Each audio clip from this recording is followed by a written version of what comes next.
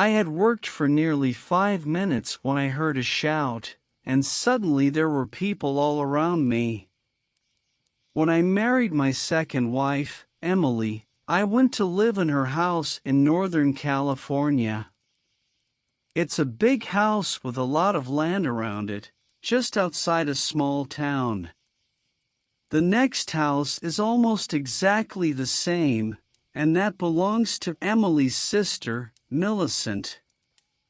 Millicent and Emily are completely different in looks and in character. Millicent is tall and rather thin.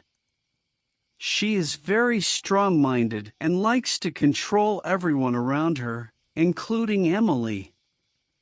She wasn't at all pleased when I came and took Emily away from her influence. Emily is rather short and, well, fat, as she says. She weighs 11 or 12 kilos too much. She doesn't claim to be very clever, and usually she does what other people want. Not always, though. For 3 weeks now, Emily had been away, but Millicent had been watching me closely. She was with me now, drinking coffee in our sitting room. The telephone rang, and I answered it. Yes, hello dear, this is Emily. Emily? What is your surname? Oh, really, dear. Hey, Emily, your wife? I'm sorry, you must have a wrong number. I put the telephone down. Millicent was watching me. You look as white as a sheet. You seem frightened. It's the shock, telephone. It was a wrong number. Millicent drank some coffee. Oh, Albert, I thought I saw Emily in town yesterday, but that's not possible, of course. It's not. Emily is in San Francisco. Yes, but where in San Francisco? She didn't say. She's visiting friends. Emily doesn't have any friends in San Francisco. I know all her friends. When will she be back? She wasn't sure when it would be. I've heard, Albert, that your first wife died in a boating accident. She fell out of the boat and died in the water. I'm afraid so. She couldn't swim, and I was the only witness to the accident, I believe so. No one else ever came forward. Did she leave you any money, Albert? That's nothing to do with you, Millicent. In fact, Cynthia had $50,000 of life insurance and one sailing boat. Poor Cynthia. She had taken her boat out alone that day. I had seen the accident from the boat club and rushed out in another boat, but it was too late to save her. Millicent finished her coffee and left. When she had gone, I went for a walk through the woods behind the house. I walked to an open space between the trees, which had a little stream running through it. How peaceful it was here. Quiet, a place to rest. I had been coming here often in the last few days. I sat down on a fallen tree near the stream and thought about Emily and Millicent. Their houses and land were very similar, so you would expect them to be equally rich, but this was not the situation, as I discovered after my marriage. Emily owned her house and the land around it, but she could not afford to employ people to look after them. Millicent, on the other hand, employed a lot of people in her house and even a lawyer to look after her money. She must have $1 million at least. On Tuesday afternoons, I usually go to the supermarket in town. Today, in the car park, I saw a small, rather fat woman across the street walking away from me. She wore a purple dress and a brown hat. It was the fourth time I'd seen her in the last 10 days. I hurried across the street. She turned the corner, and I started to run. When I reached the corner, she was nowhere in sight. I was standing there when a car stopped beside me. It was Millicent. "What do? You doing, Albert? I saw you running. I've never seen you run before." "Oh, I was just taking a little exercise," I said, still breathing hard, as I walked back to the supermarket. The next morning, when I returned from my walk to the stream, I found Millicent in the sitting room, pouring some coffee for herself. "I've been in the bedroom looking at Emily's clothes," Millicent said. "I didn't see anything missing." "Why should anything be missing? Has there been a thief in the house? Don't tell me that Emily went off to stay with friends in San Francisco without any luggage." "She had luggage, though not very much," I said. "What was she wearing when she left?" "I don't remember," I said. That evening, as I prepared for bed, I looked inside Emily's cupboard.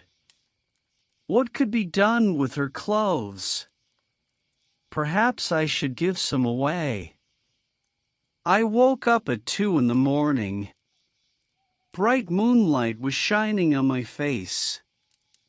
I dressed. I went out to the hut in the garden. I needed something for digging a hole. I chose a spade with a long handle, put it on my shoulder, and began walking towards the stream.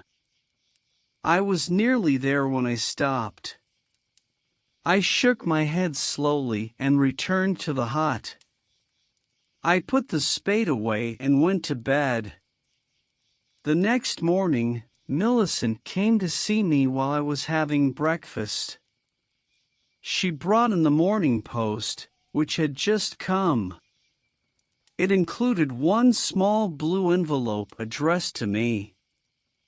The writing seemed familiar. The postmark was our local town. I opened the envelope and pulled out a sheet of paper. "Dear Albert, I miss you so very much. I shall return home soon. Albert, soon. Emily." I put the letter and the envelope into my pocket. "Well?" Millicent asked. I thought I recognized Emily's writing on the envelope. "Did she say when she'll be back?" "That is not Emily's writing. It's a letter from my aunt in Chicago." "I didn't know you had an aunt in Chicago." That night, I was in bed but awake when the telephone beside my bed rang. "Hello, my sweet. This is Emily." "You are not Emily. You are someone else." "Don't be silly, Albert."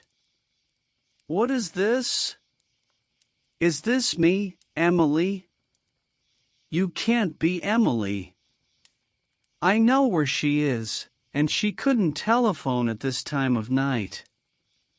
"You think you know where I am?" "No, I'm not there now." It was too uncomfortable, so I left. I got out of bed and dressed.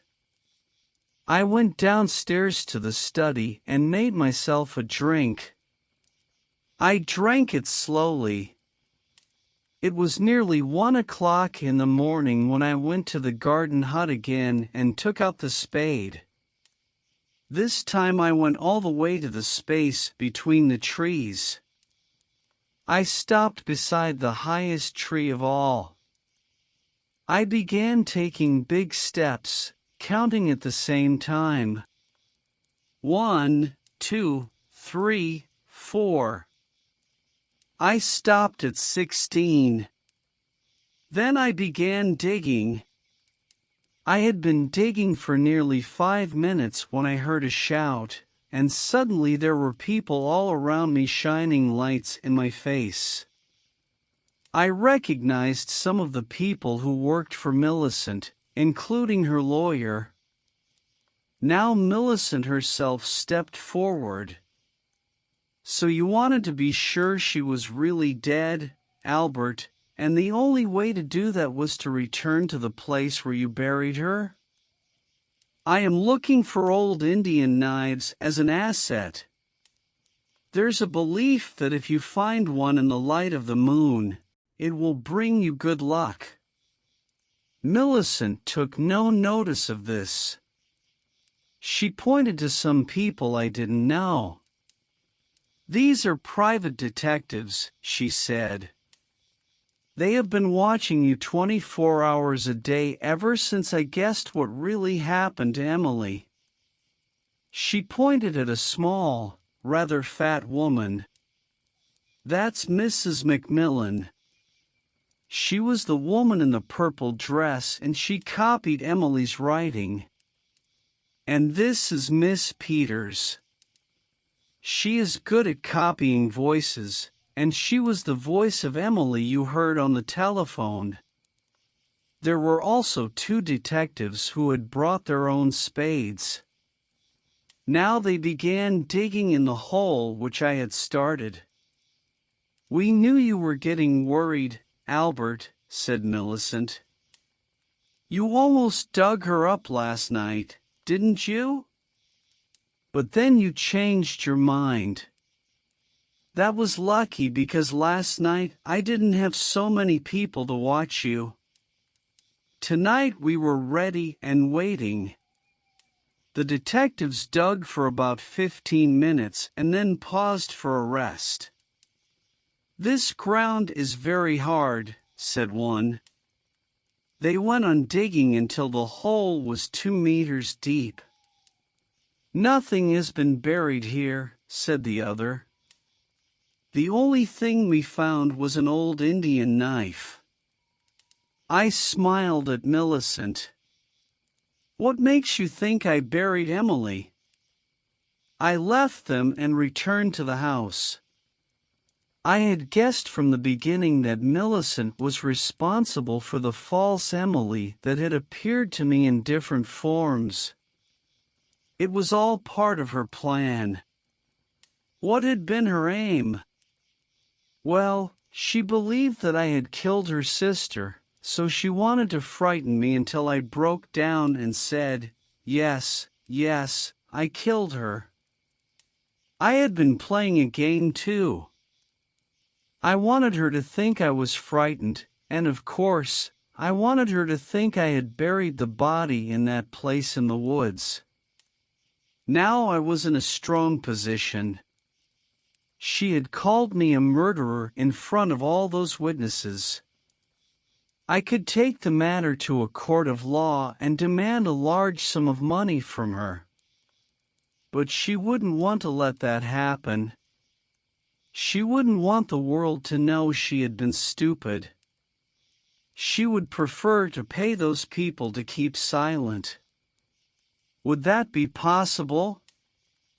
Well, it would help if I supported her story and said that nothing had happened at all, and I would do that for Millicent if she gave me some money, her large amount of money at the end of the week. My telephone rang. "This is Emily. I'm coming home now, dear." "Oh, great. Did anyone miss me?" "They certainly did. You haven't told anyone where I've been these last 4 weeks, have you, Albert? Especially not Millicent. I told her you were visiting friends in San Francisco. Oh dear, I don't know anybody in San Francisco. Did she believe you? I don't think so. Well, I couldn't tell her I was going to a health farm to lose weight. I would be ashamed, and I wasn't sure that I would manage it, but I have, Albert. I have. I've lost 14 kilos. My figure must be as good as Cynthia's now. Well done, Emily. That's great. Why is Emily jealous of my first wife? They each have their place in my heart. Yes, but now none of my clothes will fit me. I'll have to get a lot of new clothes. Do you think we can afford it, Albert? Ah, we can now, with some help from Millicent.